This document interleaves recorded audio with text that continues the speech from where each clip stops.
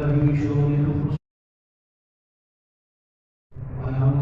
من شرور أنفسنا وسيئات أعمالنا.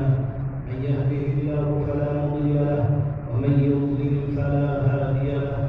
وأشهد أن لا إله إلا الله وحده لا شريك له، وأشهد أن محمدا عبده ورسوله صلى الله عليه وعلى آله وصحبه ومن سار